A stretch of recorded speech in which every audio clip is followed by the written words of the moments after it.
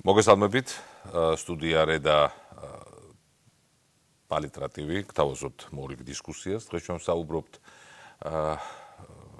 სატრანსპორტო საშუალებების, უსაფრთხოების პირობების დაცვაზე. საუბრობთ ზოგადად იმ ინფრასტრუქტურულ ცვლილებებზე, რომელიც სატრანსპორტო სივრცეში უნდა განხორციელდეს საქართველოში. რა ვალდებულებებია ქართულ სახელმწიფოს ევროკავშირთან ასოცირების ხელშეკრულებით ამ სფეროში. სწორედ ამ თემაზე ვისაუბრებთ დღეს ჩვენი გადაცემის სტუმრებთან. თავისთავად შესაძლოა სატრანსპორტო ინფრასტრუქტურის ცვლილება ასე აღებული ტერმინი ბევრს არაფერს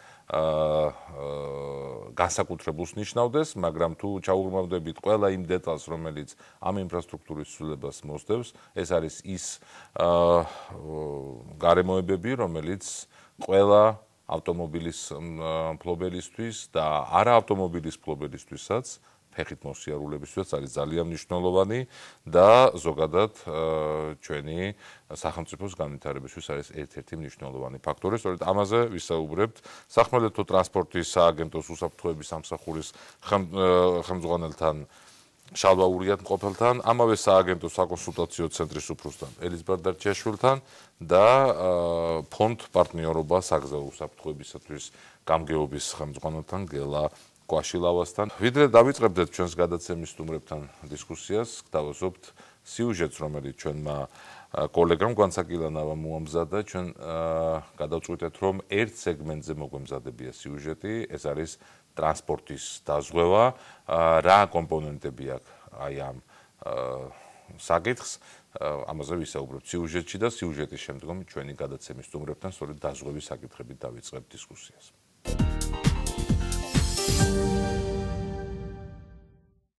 5500-ზე მეტი ავტოსაგზაო შემთხვევა, 8000-ზე მეტი დაშავებულით, ასეთია გასული წლის სტატისტიკა. იმის გამო, რომ პასუხისმგებლობის დაზღვევა არ ხდება, დაზარალებულ პირს მთლიანად უწევს ზიანის ანაზღაურება. სავარაუდოდ 2015 წლიდან ავტომობილების დაზღვევა სავალდებულო გახდება, რაც ავტოსაგზაოს შემთხვევის დროს მესამე პირზე მიყენებული ზარალის ანაზღაურებას გულისხმობს. ეს ასოცირების შეთანხმების ერთ-ერთი მთავარი მოთხოვნაა. ცვლილებაზე საქართველოს დაზღვევის სახელმწიფო ზედამხედველობის სამსახური, არასამთავრობო ორგანიზაციები, უცხოელი დონორები და სადაზღვეო კომპანიები მუშაობენ. აქ არის საუბარი მოძრავი მანქანის მიერ მიყენებულ ნებისმიერ ზარალზე. ანუ ყველა მოძრავი მანქანის მიერ მიყენებული ზიანი ნებისმიერ მესამე პირზე იქნება დაფარული. ან სადაზღვეო კომპანიის მიერ, ან სპეციალიზირებული შექმნილი ბიუროს მიერ, რომელიც დაუზღვეველი, დაუდგენელი და გატაცებული მანქანებით მიყენებულ ზარალზე იქნება პასუხისმგებელი. ავტოფლობელების სავალდებულო დაზღვევა ევროპის ქვეყნებში 70 წელზე მეტია მოქმედებს. ყოფილ საბჭოთა ქვეყნებს შორის საქართველო ერთ-ერთი გამონაკლისია. ეს არის ძალიან დიდი სოციალური ბენეფიტი ავტომფლობელებისათვის, ანუ ფინანსური რისკების თავიდან აცილების მექანიზმი. ვინაიდან იმ შემთხვევაში, თუ ავტომფლობელის ბრალეულობით ხდება ავტოსაგზაო შემთხვევა, ამ შემთხვევაში უკვე სადაზღვეო კომპანია ვალდებულია მესამე მხარეს, ანუ დაზარალებულ მხარეს, სრულად აუნაზღაუროს მისი ქონებისთვის, ჯანმრთელობასა თუ სიცოცხლისთვის მიყენებული მატერიალური ზიანი. ძალიან ხშირად ხდება ამგვარი მაგალითად ავტომობილების მიერ სხვისი დაზიანება და ეს უნდა იყოს, რა თქმა უნდა, საკანონმდებლო დონეზე, რომ სადაზღვეო სისტემის მიერ მოხდეს ამ დაზარალებული მხარისთვის ზარალის ანაზღაურება. სავალდებულო დაზღვევამ ქვეყანაში არსებული 900.000 ავტოფლობელი სრულიად უნდა მოიცვას. ის პირები, რომლებიც ახალ სისტემაში არ ჩაერთვებიან, დაჯარიმდებიან. ამ დროისთვის არ არის ცნობილი, რა დაუჯდება მძღოლს ავტომობილის დაზღვევა. სუბუქი მანქანებისთვის დადგენილი იქნება ერთი გადასახდელი ფასი, საშუალო ზომის მანქანებისთვის მეორე, მიკროავტობუსები და ასე შემდეგ, ავტობუსებისთვის სხვა და მძიმე მანქანებისთვის კიდევ სხვა. ამ ჩაშლას პირველ ეტაპზე ჩვენ არ ვაკეთებთ. წლების განმავლობაში მერე იქნება ბონუსები და მალუსები, ანუ ის ვინც კარგი მომხმარებელია და ნაკლები ზარალები აქვს, ან არა აქვს ზარალები, ის უფრო ნაკლებს გადაიხდის, ვისაც ცუდი მომხმარებელია, მეტ ზარალები მოხდება მალუში და მეტს გადაიხდის. სტუდიარე ავტომობილების დაზღვევის შესახებ მძღოლების აზრი დაინტერესდა და თბილისის ქუჩებში გამოკითხვა ჩაატარა. დაზღვევა კარგია, რომ იქნება. თუ სადაზღვეო კომპანიამ თუ გადაიხდის, ორდის არ იხდიან. კარგი იქნება, რომ ასლურად დაიზღოს ესეთი მანქანები, რომელიც ჩემი იყო. არ მგერ არც ერთი სადაზღვეო კომპანიის არ ვაპირებ მაგათან ურთიერთობა. ვალდებულო თუ გახდა თავზემოთ ძალა არ აქვს და რამდენს გადაიხდით მაგალითად ყოველთვიურად თქვენ მანქანაში? 50 გავიქს. ავტომობილი დაზღვეული არ ამყავს, თუ კი კანონის ფარგლებში იქნება აუცილებელი, მეც დავაზღვევ. არ არის დაზღვეული მანქანა. არაზღვევენ ასეთ მანქანებს. მე მინდა რომ დავაზღვევ, მაგრამ არაზღვევენ. ხალხი გადაგვყავს. ის დაზღვევაც უნდა იყოს, რომ აი ხალხზეც უნდა იყოს დაზღვევა, თუ მანქანაზეც უნდა იყოს დაზღვევა. ალბათ არ თვეში ერთი 50 ლარი ალბათ გადავიხდები რა. დიდი მადლობა. ჩვენ საუბრობდით ტრანსპორტის დაზღვევაზე. ბატონო შალვა, რა ტიპის დაზღვევა გვხდება? ერთია თავად მანქანის დაზღვევა. მეორე არის დაზღვევა მესამე პირის მიმართ პასუხისმგებლობისა, ხო? ეს ადრეც არსებობდა ასეთი ტიპის დაზღვევის მექანიზმები, ხო? ესეთი დაზღვევის მექანიზმები ადრეც არსებობდა, თუმცა დღესდღეობით არ მოქმედებს. ჩვეულებრივად ისეთი დაზღვევა, როგორც დღეს საქართველოში მოქმედებს ავტოსატრანსპორტო საშუალებებზე, როგორც ვიცით, ნებაყოფლობითი. ეს იმ შემთხვევაში, როდესაც მაგალითად ცნობილია, როდესაც საბანკო სესხს აიღებს მოქალაქე, ყიდულობს მანქანას, მაშინ ცდილობს რომ დააზღვიოს, ხო ის ბატონო? ეს არის თავისი გადასაწყვეტი, სანამ ეს არის ნებაყოფლობით. დიახ. სანამ კანონმდებლობა არ დაადგენს მის სავალდებულობას, ამას აკეთებს გადამზიდველი იქნება თუ მფლობელი უბრალოდ თვითონ საკუთარი. აი სავალდებულო რა ხდება? სავალდებულო უნდა გახდეს კანონით, ან კანონის დონის დოკუმენტით. და რა შეიძლება იყოს სავალდებულო? სავალდებულო იქნება აუცილებლად ეს ორი მიმართულება, რომელიც თქვენ ბრძანეთ, ეს არის მესამე პირის, ანუ ჯანმრთელობის დაზღვევა ყოველი შემთხვევისათვის და მეორე ეს არის ავტოსატრანსპორტო საშუალების დაზღვევა, როდესაც ხდება ისი დავამატო აქეთ გადაცემაში, როცა მოვდიოდი, იგებს წინ ავტოსაგზაო შემთხვევა იყო, სადაც ერთმა მანქანამ გაქრა, მეორე მანქანას და უამრავი ხალხი იყო, მობილიზებული პოლიცია იყო. დაზღვევის უპირატესობა ის არის პირველი, რასაც ხელს უწყობს ყველა ქვეყანაში და ეს დადასტურებულია, რომ ფაქტიურად ყველაფერი ამ ავტოსაგზაო შემთხვევის დროს გადადის სადაზღვევო კომპანიის ხელში და ის განაპირობებს იმ ზარალის ანაზღაურებას, იმ კურნალობის ხარჯების გაღებას, რაც გამოწვეულია ავტოს შესახების შედეგად. ამ დროს იზოგება პოლიციის, სასამართლოს, ყველა იმ ადამიანის რესურსი. მეორე, დაზღვევის უპირატესობა ის არის, რომ ფაქტიურად ის ადამიანი, რომელიც არის კარგი მძღოლი, მეორე წელს, რაც უფრო წლები გადის, უფრო ნაკლებს იხდის, ფაქტიურად უწყობს ერთგვარად საგზაო უსაფრთხოების კულტურის ამაღლებას და მესამე ყველაზე მნიშვნელოვანი ის არის, რომ ბევრ ქვეყანაში, როგორც ევროპის, ისე განვითარებად ქვეყნებში, სადაზღვეო თანხების შემოსული კომპანიების მიდის 5% გარკვეული ნაწილი მიდის საგზაო უსაფრთხოების პროექტებზე.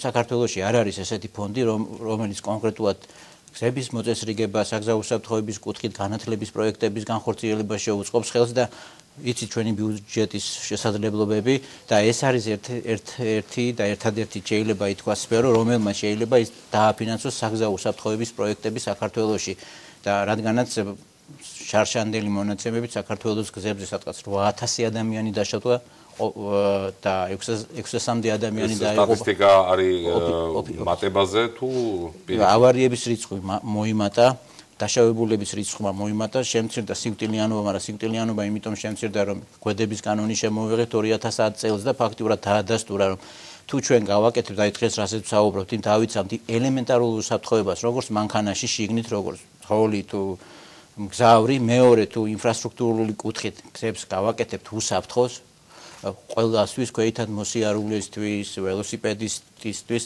და იმ ელემენტარული ზომების მიღების შემთხვევაში შეიძლება ამ ციფრის შემცირება. აქვე მინდა აღვნიშნო, საქართველოს ეს ავარიები ყოველწლიურად უჯდება 350 მილიონი დოლარი. ეს შეფასებულია საერთაშორისო ავარიების ზარალი, ავარიების შედეგად. კი, და თქვენ წარმოიდგინეთ, რომ ფაქტიურად ინვესტიციები, რომელიც შემოდის ქვეყანაში, ხომ, თითქმის მესამედი მიდის, ესე იგი ნიავდება და საგზაო ავარიები ეს არის ადამიანის მიერ შექმნილი პრობლემა. ესეა მიჩნეული, ხო არის სხვა ავადმყოფობებიც, მაგრამ ეს არის ისეთი საკითხი, რომლის მოგვარება ჩვენ შეგვიძლია და ამის რეცეპტი ველოსიპედი არსებობს უამრავ ქვეყანაში, არა მარტო განვითარებულში, განვითარებადშიც ესეთი სისტემები სადღაც 3-10 წლის წინ შეიქმნა და უკვე ჩვენთანა შეიძლება ამ ელემენტების გადმოტანა, მაგალითად უსაფრთხოების კუნძული რო არის გამოსახურდია ქუჩაზე ნახეთ როგორ მოაწესრი გამოძრაობა და ეხა ქვეითები უსაფრთხოდ გადაადგილდებიან და იმის თქმა მინდა რომ ზოგადად დაზღვევაც არის ერთ-ერთი ელემენტი ამ საგზაო უსაფრთხოების. დიდი მადლობა, ჩვენ დაზღვევით დავიწყეთ საუბარი და დაზღვევაც არის ერთ-ერთი კომპონენტი აი ამ ვალდებულებებისა, რომელსაც იღებს საქართველოს ევროკავშირთან ურთიერთობისა, მაგრამ ეს ვალდებულებებიც რომ არ იყოს და არ იყოს დაუშვათ ეს ხელშეკრულება. ალბათ სატრანსპორტო სისტემის რეორგანიზება ბატონ შავარი ერთ-ერთი მნიშვნელოვანი მაჩვენებელი იმისა თუ როგორ ვითარდება ხო სახელმწიფო. დიახ, რა თქმა უნდა, დაგეთანხმებით, დაზღვევის გარდა არის კიდევ ძალიან ბევრი მნიშვნელოვანი საკითხები, თუნდაც ასოცირების შეთანხმებით გათვალისწინებული დირექტივების ჩამონათვალი, რომელიც ჩვენ ასოცირების შეთანხმებით გვაქვს აღებული ვალდებულება, რომ ჩვენ ეს უნდა განვახორციელოთ, არის საკმაოდ ვრცელი და თითქმის მოიცავს ყველა იმ ძირითად საკითხს, რომელიც დღესდღეობით ნაწილობრივ მოქმედებს საქართველოში ან საერთოდ არ მოქმედებს. ნაწილობრივი მოქმედებიდან თუ დავიწყებთ, კონვენციებიდან გამომდინარე არის რაღაც საკითხები,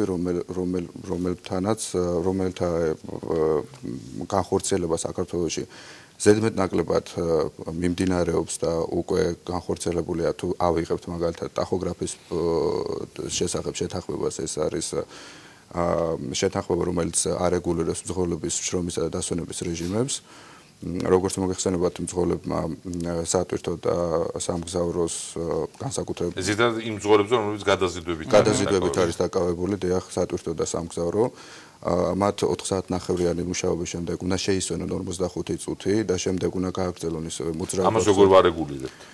ეს რეგულირება საერთაშორისო მიმართულებით საქართველოში დღესდღეობით ხორციელდება და ამ რეგულირებისთვის საჭირო არის ხელსაწყო, ანუ რომელიც ინტეგრირებული არის ავტოსატრანსპორტო საშუალებაში.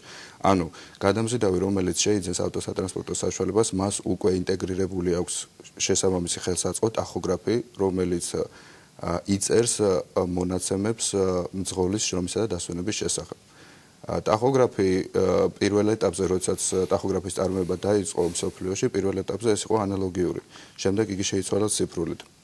სამწუხაროდ ციფრული ტახოგრაფის შესახებ საქართველოში, ანუ ციფრული ტახოგრაფისთვის სპეციალურად ჩიპით მქონე ბარათები არის დასამზადებელი, ანუ შეთანხმების ხელშემკრულ ქვეყანას უნდა ეს სახელმწიფომ უნდა იყოს ეს ვალდებულება თუ კონკრეტულად მძღოლმა რომელიც მე მინდა ვთქვა ამ შემთხვევაში, რომ სახელმწიფოს უკვე საერთაშორისო დონეზე ეს პროექტი დასრულებული აქვს. ანუ სახმელეთო ტრანსპორტის სააგენტომ, როგორც ჩვენ ეკონომიკის სამინისტროს CP ვართ, საჯარო სამართლიანი პირი და სახმელეთო ტრანსპორტის სააგენტომ დაასრულა საერთაშორისო დონეზე ეს პროექტი და ჩვენ საერთაშორისო გადამზიდავებს უკვე უცხოეთში თავისუფლად შეუძლიათ გასვლა და შრომძღოლების შრომისა და დასვენების რეჟიმები უკვე უცხოეთში კონტროლდება. აქ მინდა ჩავამატო თქვენ ინციდენტის მარშრუტების თემა ბათუმში რო დადიან, ქუთაისში და ავარიები რო არის. ამ საკითხის მოგვარება უკვე შეიძლება საქართველოში, იმიტომ რომ ეს ბათუმში საუბრობდა იმ მძღოლებზე, რომლებიც გადიან საქართველოს. ეხლა საჭიროა მარტო ეს რა ქვია დებულება თავრობამ გამოცეს, რომ შიგნით ვინც ახორციელებს გადაზიდვებს, ხო, გამოიყენონ ეს ციფრული ტახოგრაფები. ეს ცენტრი არსებობს, ბარათებსაც იძლევიან და ფაქტიურად ყველა არავითარ არც მე ყველა მეწარმე შეუძლია აიღოს, ვინც ამ მძღოლი, უბრალოდ ეს ციფრული ტახოგრაფი ფაქტიურად არის შავი ყუთი, როგორც თვითმფრინავისთვის არის შავი ყუთი და ესე ანახებს რაც გავლილ მანძილს, სიჩქარეს, დასვენების რეჟიმს. ესე იგი ამ სამი პარამეტრით ფაქტიურად ჩვენ შეგვიძლია მნიშვნელოვნად გაუმჯობესოთ ეს პრობლემა, რასაც ვაწყდებით დღეს. არიან მძღოლები, რომლებიც 15 საათი მოძრაობენ. წარმოვიდგინეთ, ადამიანის ფიზიკას არ შეუძლია 15 საათი შეუსვენებლად. ეს უნდა გამოირიცხოს, როცა ბათუმიდან მიდიან თბილისში უკან ბრუნდებიან და რო დავარეგულიროთ ეს სფერო, მჭირდება მარტივი დირექტივა, რომ ყველა იმ კომპანიას, რომელიც საქართველოში ახორციელებს სამგზავრო სატვირთო გადაზიდვებს, კონდეს ეს ტახოგრაფი, რომელიც არ ღირს ძვირი, ხო? საერთოდ არ უჯდებათ გადამზიდავებს არაფრის შეძენა, ეს უკვე ინტეგრირებულია ავტოსატრანსპორტო, ქარხნულად ინტეგრირებულია. უბრალოდ ყოველდღე არის ეს კონკრეტული ბარათი შესაძენი, რომელიც უნდა ჩადოს.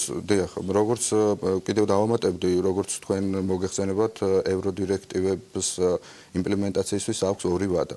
პირველი ვადა ეს არის საერთაშორისო დონეზე იმპლემენტაცია, ხოლო მეორე ეხება უკვე შიდა იმპლემენტაციას.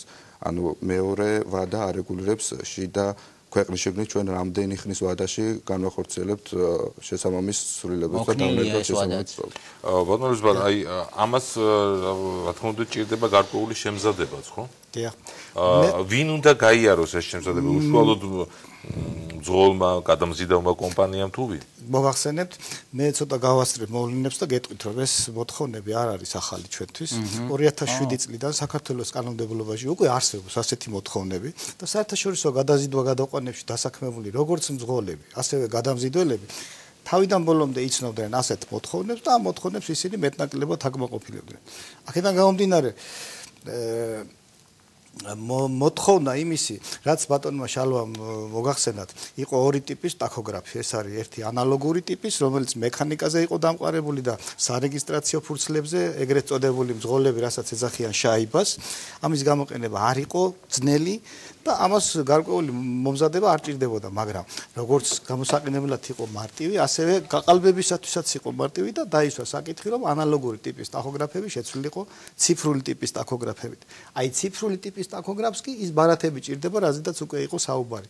ჩიპიანი ბარათები და ამ ბარათების გამოყენებას, ისევე როგორც შრომისა და დასვენების რეჟიმებს და მათ რეგისტრაციას, ჭირდება გარკვეული ტიპის მომზადება. ამ მომზადებას ექვემდებარებიან როგორც მძღოლები, ასევე გადამზიდველები, ვინაიდან ერთისა და მეორეც ექვემდებარებიან შემოწმებას მძღოლები ქუჩაში და გადამზიდველები თავიანთ ოფისებში. ისინი ვალდებული არიან 1 წლის განმავლობაში შეინახონ ყველა მძღოლის შესახებ ინფორმაცია და ეს ინფორმაცია უნდა იყოს დოკუმენტურად დასაბუთებული. უკვე ახორციელებენ ამას ყველაფერს. არსებობს უკვე ტრენინგი. ზუსტად იმ ცენტრს წარმოადგენენ, მე წეღან თქვენ ბრძანეთ ეს ამის დასახელება, სწორი დასახელება არის საკვალიფიკაციო ცენტრი. საკვალიფიკაციო ცენტრი. აი საკვალიფიკაციო ცენტრში მზადდებიან როგორც მძღოლები, ასევე გადამზიდველები. იმ ბარათის მისაღებად, რომელიც არის საბოლოო შედეგი იმისი და დადასტურება, რომ ისინი არიან საქმის კურსში, იციან რა უნდა გააკეთონ, რამდენი უნდა გაატარონ საჭესთან, რამდენი უნდა შეისვენონ, რამდენი უნდა დაისვენონ და ასე შემდეგ. როგორ დააფიქსირონ ეს მონაცემები და როგორ შეინახონ. ახლა ჩვენს გადაცემაში რეკლამა იქნება და რეკლამის შემდგომ ალბათ უკეთესი იქნება ჩვენი მაყურებლისათვის ვისაუბროთ იმაზე, თუ რამდენად შეიძლება აი ამ საკითხებმა რაც ჩამოთვალეთ დაზღვევამ ტაქოგრაფმა და ასე შემდგომ მოახდინოს გავლენა კონკრეტული მძღოლის ან კომპანიის ბიუჯეტზე. ახლა რეკლამა.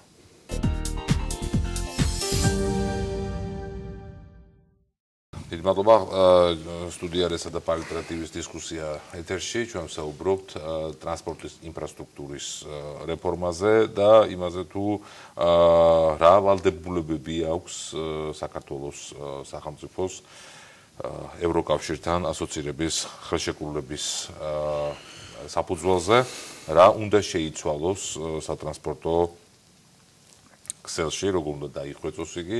ჩვენ სწორედ ამ თემებზე დავიწყეთ საუბარი რეკლამამდე და დაზღვევაც, ის ტახოგრაფიც არის შესაძენი, არის რაღაც გარკვეული ხარჯები გასაღები და ხშირ შემთხვევაში მაგალითად მოქალაქეებს ან კომპანიებს უჩნდებათ ხოლმე ასეთი ვალდებულებების მიმართ ცოტა მკვეთრი დამოკიდებულებაც, რომ ეს ზრდის ხარჯებს, რომლის გარეშეც ისედაც შეგვიძლია ჩვენ ვიარსებოთ, ვიმოქმედოთ. აი ზუსტად აქ შეიძლება არ დაგეთანხმოთ, იმიტომ რომ ეს არ არის ჩემი მოსაზრება. იმ არ დავეთანხმო იმას, იმიტომ რომ იმ კომპანიას, რომელიც გადაზიდვებს ახორციელებს და არ აქვს უსაფრთხოების დონე ელემენტარული ნორმები დაცული, უფრო მეტი უჯდება ეს ავარიები, მძღოლის მანქანის ყობრიდან გამოსვლა და საგზაო უსაფრთხოებაში ჩადებული თანხა ეს არის ფაქტიურად უკუმოგება ინვესტიცია. თანამედროვე ტრანსპორტის განვითარება და საგზაო უსაფრთხოება არის 21 საუკუნის გამოწვევა და ამ გამოწვევას რო უპასუხოთ, ეს საკითხი უნდა იყოს სათანადო დონეზე როგორც ხელისუფლების, ისე ბიზნესის, ისე მედიის ყურადღების ცენტრში და ზუსტად ევროკავშირი გთავაზობთ იმ მოქნილ სისტემას, როგორ დავაახლოვოთ ეს ჩვენი სისტემა ევროპულს და რა სარგებელი აქვს. უკვე ბატონი ელიზბარმაც იცის, რომ ჩვენი რამდენიმე ასეული მძღოლი მუშაობს ევროპაში. რითი? აი ციფრული ტაქოგრაფებით, რომლებიც აქ აიღეს, იქიდან არჩენენ ოჯახს.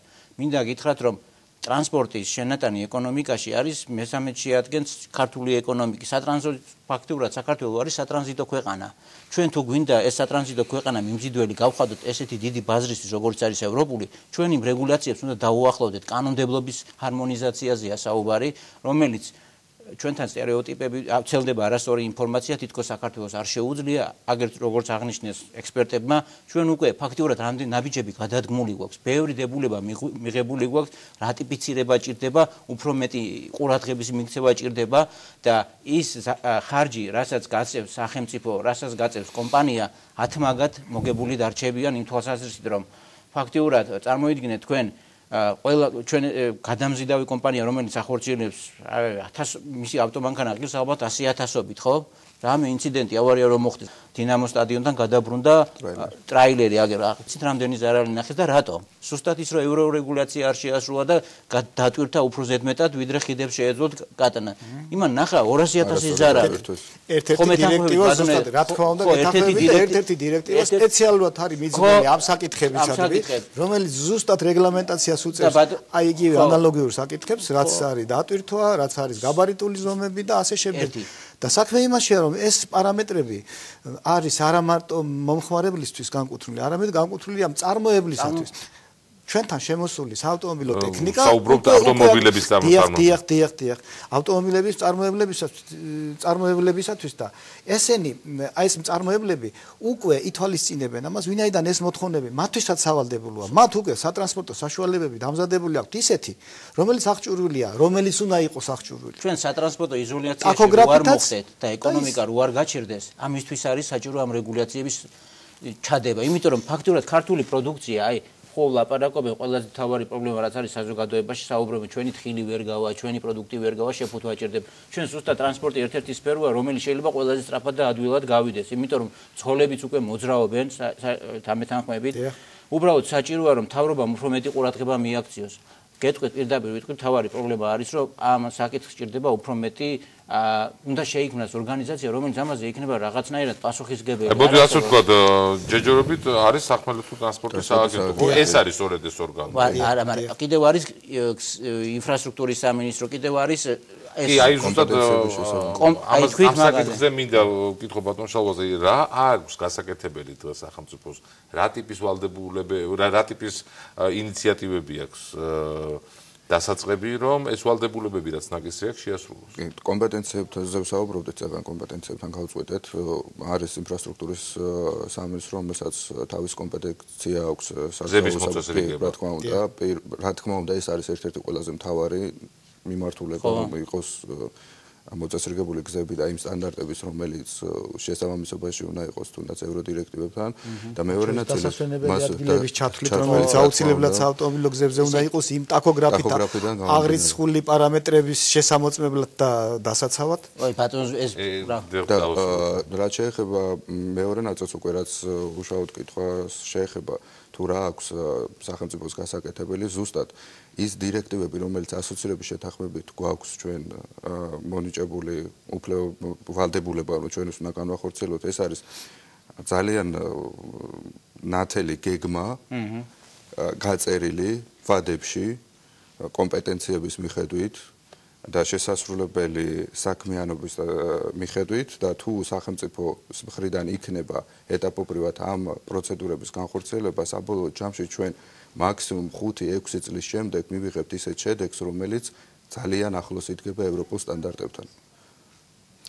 ამასთან დაკავშირებით ორ სიტყვას დავამატებ თქვენის ნებართვით.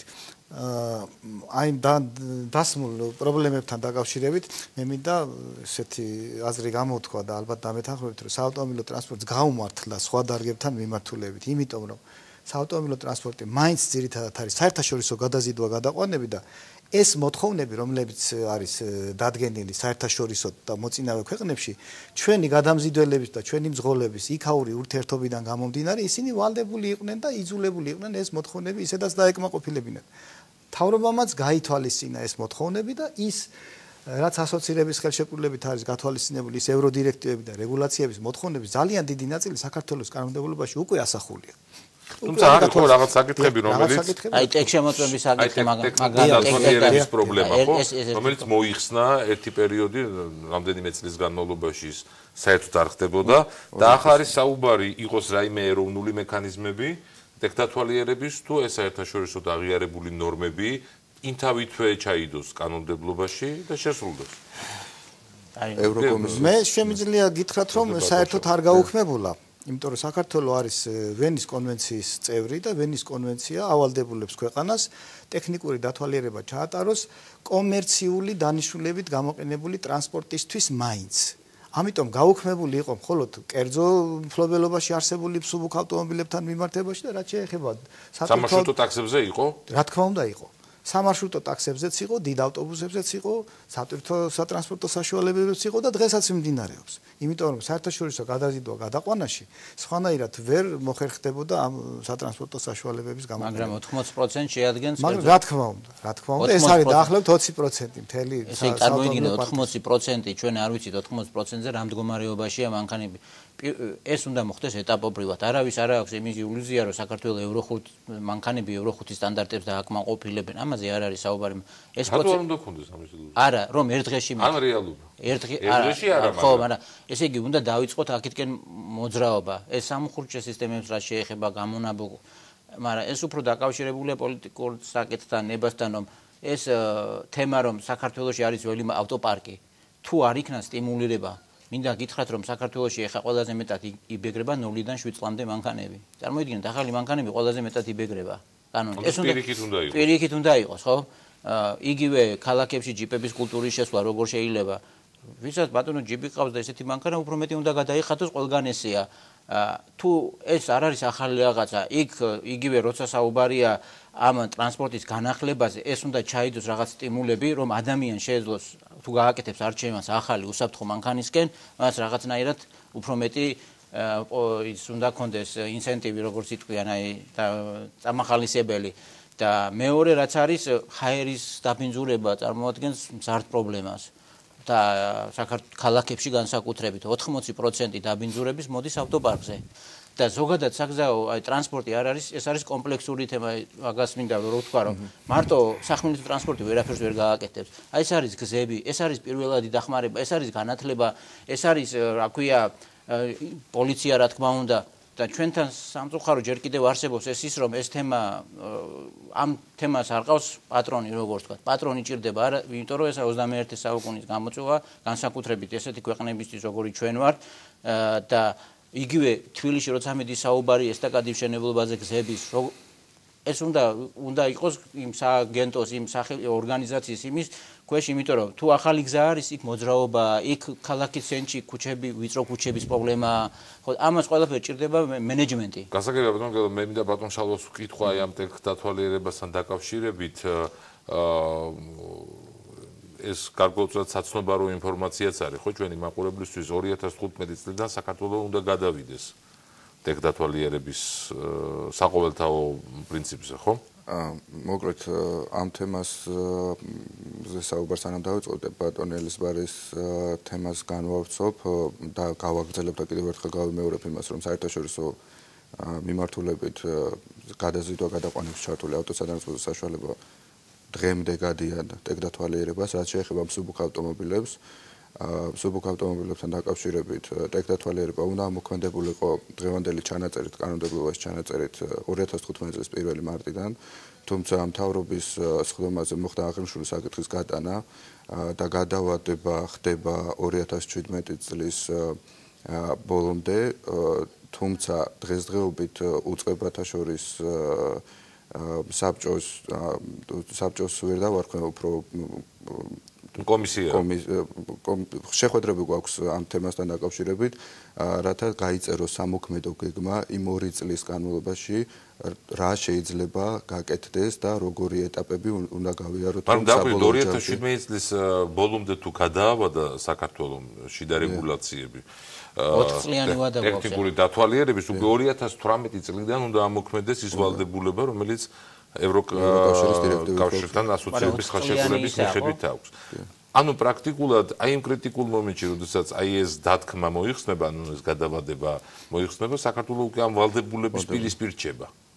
აი ეს ხო გაცილებით რთული არ იქნება. საქმე იმაშია, რომ ეს პერიოდი ისე უქმად არ ჩაივლის, ეს იქნება გარდამავალი პერიოდი, მოსამზადებელი პერიოდი, რომლის განმავლობაში ძალიან ბევრი დათქმა გამოიცვალა, ხო? ჩვენმა კანონმდებლობამ ბოლო 4 წელს. ერთსაც დავამატებდი ამასთან დაკავშირებით, შეიძლება მე აღარ იყოს თემატურად ამაზე საუბარი. ჩვენს არსებობს საქართველოში ტექნიკური რეგლამენტი, რომელიც ამ საკითხებს არეგულირებს. და ამ ტექნიკური რეგლამენტის მიხედვით, რომელიც ასევე საერთაშორისო ევროდირექტივის მიხედვით არის გაკეთებული, მე მინდა ეს შიში გაუფანტო მოსახლეობას, რომ იმ ავტომობილს, რომელიც არის გამოშვებული, თქვათ 85 წელში ან უფრო ადრე, ამ ავტომობილზე ახალი მოთხოვნები, რა თქმა უნდა, არ გავრცელდება. ეს არის განაწილებული გამოშვების და იმ პარამეტრების მიხედვით რა პარამეტრებიც არის. მაგრამ ეს არის 30 წლის მანქანა ბატონო. დიახ, გასაგებია, მაგრამ ზუსტად მოთხოვნებიც 30 წლის წინანდელი მოთხოვნები წაეყენება იმ ავტომობილს, რომელიც არის შესაძლებელი. ყველა ქვეყანაში ასეა და არის მთელი რიგი წება სატრანსპორტო საშუალებების, რომლებიც საერთოდ განთავისუფლებული არიან ტექნიკური შემოწმებისაგან. ისტორიული დანიშნულების ავტომობილი და არა ისტორიული დანიშნულების კი, მაგრამ ხო 30 წლის მანქანა შეიძლება გარკვეულად არის რარიტეტი და შეიძლება მუზეუმში დადო, მაგრამ ის მანქანა დადის ქალაქში, იმას გადაყავს მგზავრები. აი სიტყვაზე ვთქვათ, გამონაბოლქვი CO ბენზინზე მომუშავე ძრავების შემთხვევაში 86 წლამდე გამოშვებული ავტომობილებისათვის ამის ნორმა არის 4.5%. ხა ნორმაა. ეს ნორმა არის ისეთი ნორმა, რომელსაც ნებისმიერი ავტომობილი დააკმაყოფილებს. არ არის ისეთი საშიში და აქ საუბარია ბატონო კომერციული მიზნით თუ იყენებს ადამიანი, ხო? წარმოიდგინეთ ტაქსები დადიან 200-300 კილომეტრი დღეში. თვითონაც დაინტერესებული არიან რომ უსაფრთხოდ იყვნენ. აქ საუბარია ელემენტარულ უსაფრთხოებაზე, მუხრუჭი რო კონდეს, განათება რო კონდეს. ყველა მანქანას აქვს უკვე ეს და თითქმის და არ არის ისეთი რთული რომ წარმოუდგენლად თითქოს საზოგადოებაში მიდის ესეთი არასწორი ინფორმაცია რომ ვერ გაივლის, არ არის ეს არის დიდი ბევრი ნაწილი გაივლის, შეიძლება ელემენტარული მოწესრიგება დაჭირდეს, თუმცა არ არსებობს სოფლიოში ქვეყანა, სადაც თუ ადამიანი იყენებს კომერციული მიზნით მანქანას, რომელიც არ არის ტექნიკურად შემოწმებული. ეგვალდებულება ისედაც გადამზიდვას. ეს იმ შემთხვევაში თუ დაუშვათ კომერციულად, კი ბატონო, ავტობუსები, სამარშრუტო ტაქსები. კომერციული საქმიანობაა. კი, ტაქსით კომერციული საქმიანობა, თუმცა ეს არის თვითშემოქმედებითი ფორმა, ხო? ის მაგალითად არიღებს ლიცენზიას, ის არიხდის გადასახადს და ამდენად მას უფრო შვიდად დააქვს ამ ხრივ. ეს ლიცენზიას რო არიღებს, ეს ჩვენი სახელმწიფოს კეთილინებაა, თორე ისე ყველა ქვეყანაში ეს ხდება ლიცენზიის საფუძველზე. ლიცენზიის საფუძველზე ჩვენ ლიცენზია არც უნდა იყოს, უბრალოდ ჩვენ აი ბევრ კეთილინებაზე ვსაუბრობთ, ხო? კეთილინებაა რომ არიღებს ტაქსი ლიცენზიას, კეთილინებაა რომ არიხდის გადასახადს, კეთილინებაა რომ ტექდათვალიერება არ არის ავალდებულოდ, ამ ბევრი კეთილინების ფონზე კი მე მესმის რომ არის მეორე მხარეც ასწორის, როდესაც ეს ყველაფერი ამოქმედდება, ანუ არ იქნება ეს კეთილინება, მერე გაზრდება სერვისი. და დაუშვათ ეს შეიძლება ნებისმიერ მოქალაქეს ისევ ჯიბეზია ესა. დამიჯერეთ რომ აი რომელ გადაწყვეტილებას მიიღებს სახელმწიფო. ამის გამო ხო არ ფრთხილობს რომ 2017 წლამდე არ იყოს ტექდათვალიერება, იმიტომ რომ ეს ანუ უფრო ძვირი უჯდება პოლიტიკური თვალსაზრისით ელექტორატს აკარგვიებს. ხო, მაგრამ ქვეყანას უფრო ძვირი უჯდება საზოგადოებას ეს ავარიები ეს აირის დაბინძურება უფრო ძვირი უჯდება. ესა დათვლილია, ესე იგი, წარმოიდგინე. ხო, მაშინ რატომ არ ვიწყებთ უბრალოდ ამ კითხვასო? აქ არის საუბარი იმასთან დაკავშირებით, რომ დაწყებისთვის წინას სამუშაოები არის მოსამზადებელი. ანუ არავარ მზად დასაწყებად. მზად საერთაშორისო როგორც ვთქვით ვართ, მაგრამ დღესდღეობით საქართველოში ტესტირების ცენტრები რაც არსებობს, რომლებსაც უფლება აქვთ ან აკრედიტაცია აქვთ მსუბუქი ავტოსატრანსპორტო საშუალების ტესტირებებთან დაკავშირებით, ის რაოდენობრივად არ ემთხვევა, როგორც ბატონმა გელამ თქვა, მილიონამდე ავტოსატრანსპორტო საშუალებაა საქართველოში და მილიონამდე ავტოსატრანსპორტო საშუალების გატარება ძალიან რთულია. მაგრამ დღესდღეობით ამ 2 წლის განმავლობაში აი იმიტომაც არის ეს გადაწყვეტილება და საკმაოდ სწორი გადაწყვეტილებაა რომ ჯობია დავიწყოთ ტექდათვალიერების თემა ყოველთვის რაღაც ბრჭყალებში ჩასმული თემა იყო ყოველთვის იყო შეხედულება რომ ეს იყო რაღაც ну მოკლედ რო ვთქვათ არც ისე სასიამოვნო პროცედურა ქართული ძღოლებისთვის და ავტოსატრანსპორტო საშუალების ფლობელებისთვის, მაგრამ თუ დავიწყებთ ჩვენ უნდა მიუახლოვოთ იმ სტანდარტებს, რომელიც არის ევროდირექტივით მოთხოვნილი 2009-40 ის დირექტივით მოთხოვნილი, და ამ დირექტივასთან რომ ახლოს დავდგეთ, ამისთვის არის ზუსტად ის ეტაპები საჭირო, თუნდაც იყოს ერთიანი ელექტრონული ბაზა შემოწმების პროცედურებისთვის, იყოს თუნდაც ერთიანი ელექტრონული ბაზა, თქვა პატრონმა შეამოწმოს ტესტირება გავლილი აქვს თუ არა ავტოსატრანსპორტო საშუალებას, ანუ ეს ყველაფერი დაკავშირებული არის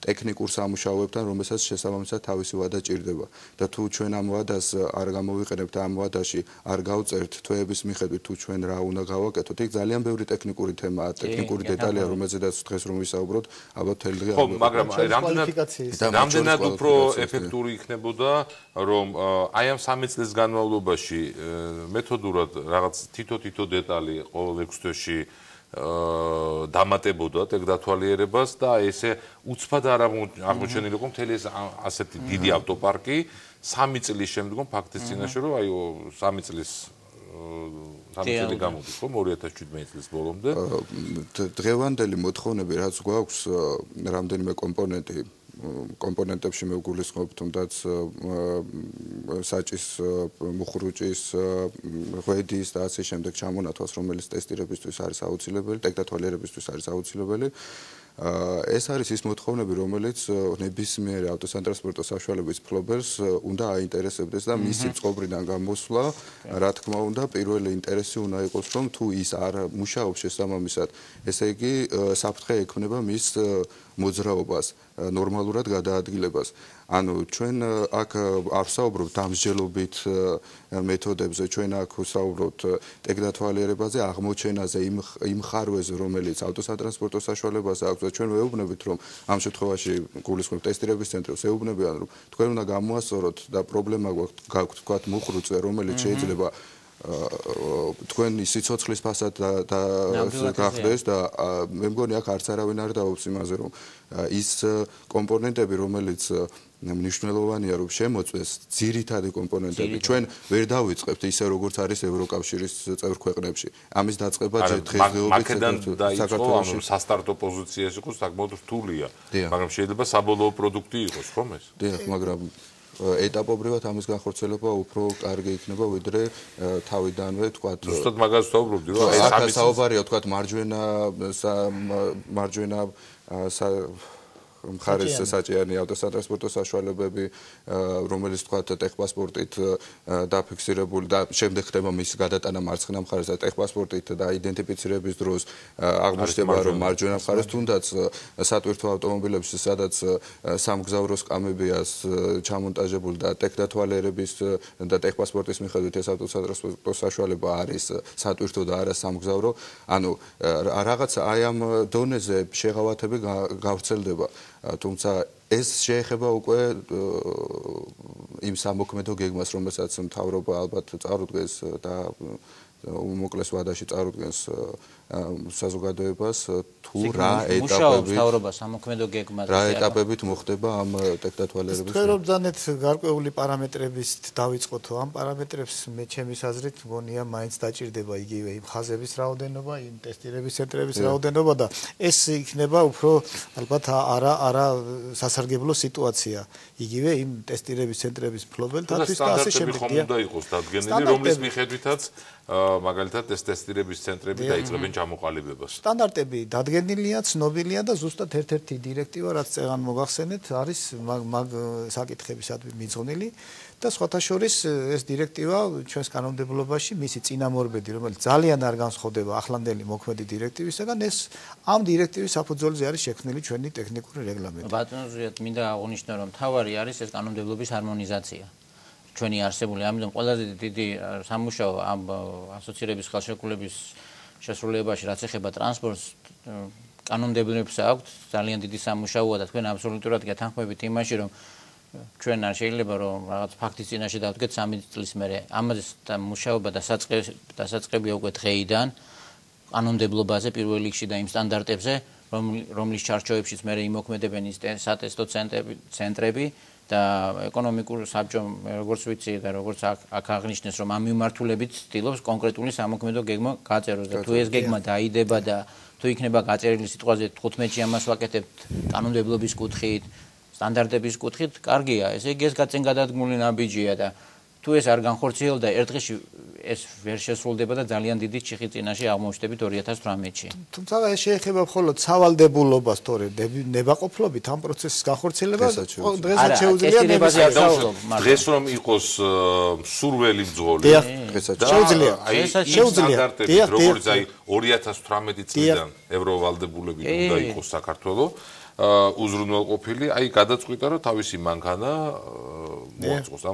ამ ფორმით გააკეთოს ტექნიკა. შეუძლია. ანუ მსგავსი სატესტო ცენტრები არსებობს. რამდენი არსებობს 10 ხაიცლება ხანდახან ზოგი ჩერდება ზოგი დაახლოებით 20-22 ცენტრი უცხოელი შემოყვანა. ანუ ახლა უკვე ესეთი ვითარება მივიღეთ რომ თუ ნებაყოფლობითია გვაქვს ამის ინფრასტრუქტურა. ოღონდ რა თქმა უნდა იმ სიმძლავრით არა რა სიმძლავრით ჭირდება 1 მილიონიან სატრანსპორტო პარკს. ხომ რა არის? ერთ საინტერესო შემთხვევასაც გეტყვით, შემთხვევას არა, პრაქტიკას, აი ჩვენი მოწინავე რამდენიმე გადამზიდველის პრაქტიკა არის ასეთი. ჩვენთან გადიან ტექნიკურ ტესტირებას, ეგრეთ წოდებულ ტექნიკურ დათვალიერებას, მაგრამ იმის გამო რომ მათ უხდებათ საერთაშორისო გადაზიდვებში მონაწილეობა და იქ მოთხოვნები არის ძალიან მკაცრი, ისინი ხელმეორედ ატარებენ ამ სატრანსპორტო საშუალებებს, თქვათ ევროპის რომელიმე მოწინავე ქვეყანაში, რომ ისინი იყვნენ დარწმუნებული რომ მართლაც ასეთი პარამეტრების ავტოსატრანსპორტო საშუალებები ყავთ მათ. აი მაგალითად ძალიან საუბრობდით იმაზე რომ ეს ტეხომეტრები არსებობს და ამას ძალიან კარგად იყენებენ ტახოგრაფები. კარგად იყენებენ ჩვენი მძღოლები და უშუალოდ ევროპის გზებზე. აი, როდესაც ისინი შემოდიან, ან დაუშვათ სხვა ქვეყნების მძღოლები შემოდიან საქართველოს ტერიტორიაზე. ძალიან საინტერესო.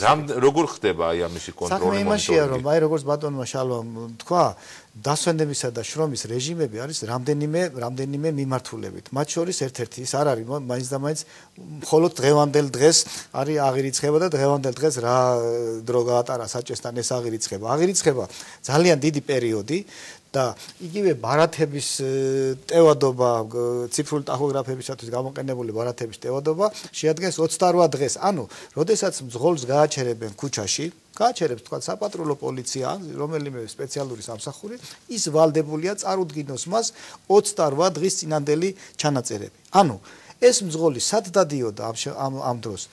საერთაშორისო გადაზიდვებში იყო, ადგილობრივ გადაზიდვებში იყო, წინ დახედული მძღოლი, იგივე ქართველი მძღოლი იქნება თუ სხვა, იმის და მიუხედავად რა ტიპის გადაზიდვებს აწარმოებს, ის მაინც იყენებს ამ ტახოგრაფს, იმიტომ რომ როდესაც გააჩერებს მაკონტროლებელი, ის ვალდებული იქნება წარუდგინოს 28 დღის წინანდელი ჩანაწერი. და დღეს საქართველოში მაგალითად პატრულს ამისი უფლება და ვალდებულება აქვს.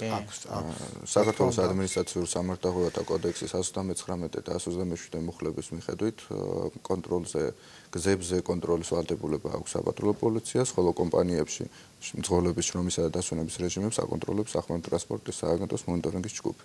კანონმდებლობა ესეა, რომ მძღოლი ვალდებულია 28 დღის ჩანაწერები წარუდგინოს საპატრულო პოლიციას ქუჩაში, ხოლო მის შესახებ ინფორმაცია მძღოლმა ამ მძღოლის შესახებ ინფორმაცია უნდა მიაწოდოს გადამზიდველს, რომელიც ვალდებულია თავის მხრივ 1 წლის განმავლობაში შეინახოს ეს ინფორმაცია, იმიტომ რომ მისი საფუძვლიანი შემოწმებისას ის დადგინდება, რომ თქვათ ის მძღოლი 28 დღის განმავლობაში თუ არ მოხდა მისი შემოწმება, ის იმ მძღოლმა უნდა იცოდეს, რომ ამ მონაცემების გადამოწმება მე შესაძლებელია მოხდეს. ამიტომ წინ ერთ რაღაცასაც დავამატებ საგზაო საფრთხეობაში ბევრი ესე ვთქვათ ავარია სამწუხაროდ გამოწვეულია სწორედ ჩაძინების და საჭესთან დაძინების გამო და ეს პრობლემა ფაქტიურად ამ დირექტივის შიდა ანუ სახელმწიფო შეგნით ამოქმედების შემდეგ მოიხსნება.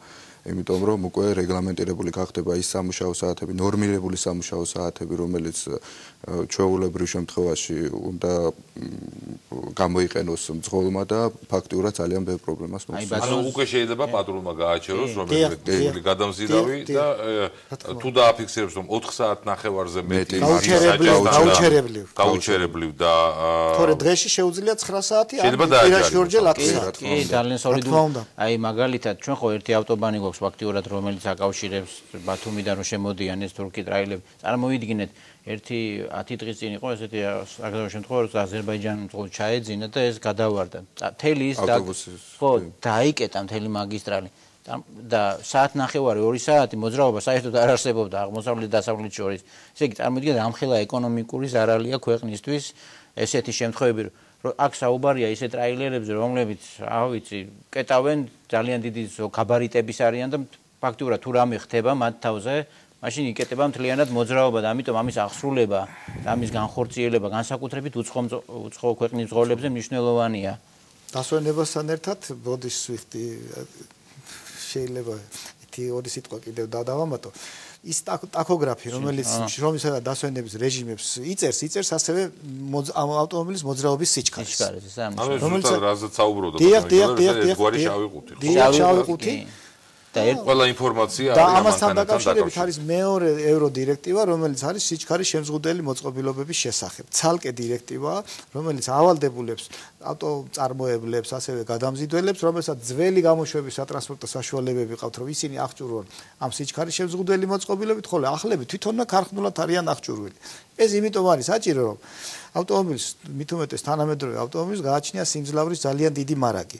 ეს არის განკუთვნილი იმისთვის, რომ გარკვეული სიმაღლის ქანობზე და დატვირთულ მდგომარეობაში მან უზრუნველყოს გარკვეული სიჩქარე. მაგრამ როდესაც მოძრაობის თავდაღმართზე და დატვირთვის გარეშე მას აქვს საშუალება და ცდუნება იმის რომ სიჩქარეს გადააჭარბოს.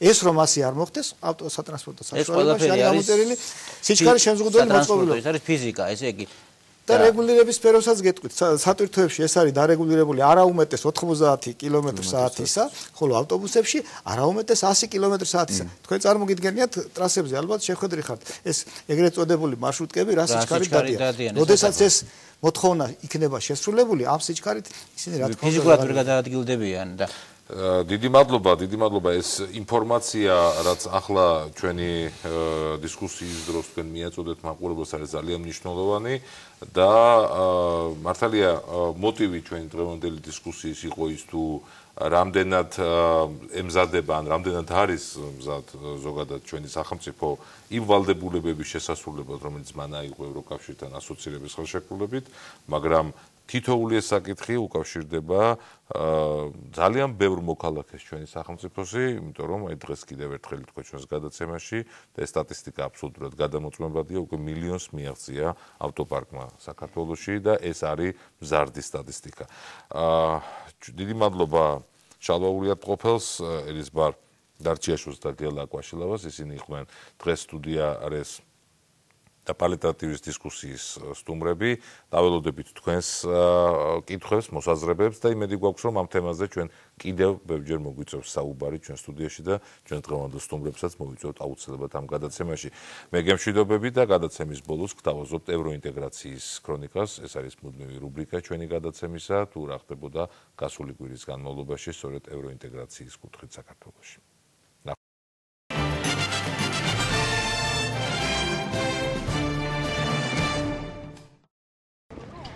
საქართველო კიდევ ერთი ნაბიჯით დაუახლოვდა ევროკავშირთან ვიზის ლიბერალიზაციის პროცესს. ამის შესახებ ინფორმაციას ევროკომისია ავრცელებს. ევროკომისიის განცხადების თანახმად, საქართველომ სავიზო დიალოგის მოთხოვნების პირველი ფაზა დააკმაყოფილა და უკვე შესაძლებელია დაიწყოს მეორე ფაზა. საქართველოს მთავრობა ადასტურებს მზადყოფნას, რომ შეასრულოს სავიზო რეჟიმის ლიბერალიზაციის სამოქმედო გეგმის მეორე ფაზით გათვალისწინებული მოთხოვნები. ვიზის ლიბერალიზაციის სამოქმედო გეგმა წარმოადგენს მოთხოვნების დეტალურ ჩამონათვალს, რომელიც ქვეყანამ უნდა შეასრულოს ევროკავშირის მიერ მოკრავადიანი უვიზო რეჟიმის მისაღებად. საქართველოს მთავრობის წარმომადგენლები ესტონეთის პარლამენტის დელეგაციას შეხვდნენ. შეხვედრაზე მხარეებმა განიხილეს საქართველოს ევროკავშირს შორის ასოცირების ხელშეკრულების იმპლემენტაციის პროცესი, სავიზო ლიბერალიზაციის სამოქმედო გეგმა და საქართველოს ესტონეთის ორმხრივი თანამშრომლობის საკითხები. ასევე საუბრის თემას წარმოადგენდა აფხაზეთის საოკუპაციო რეჟიმსა და რუსეთის ფედერაციას შორის შესაძლო თანამშრომლობის ხელშეკრულებაც. დეპუტატები საქართველოში ესტონეთის პარლამენტის ევროკავშირის საქმეთა კომიტეტის ხელმძღვანელის კალე პალინგის ხელმძღვანელობით იმყოფებიან. გერმანიამ საქართველოსთან დაკავშირებული განცხადების ტექსტი ჩაასწორა. გასულ კვირას ოფიციალურმა ბერლინმა მოგზაურობისთვის საშიში ქვეყნების სია გამოაქვეყნა. სიაში მოხვდა საქართველოც, როგორც უწყების ტექსტში წერია, გათვალისწინებული შეზღუდვა ოკუპირებულ აფხაზეთსა და ცხინვალის რეგიონს ეხება.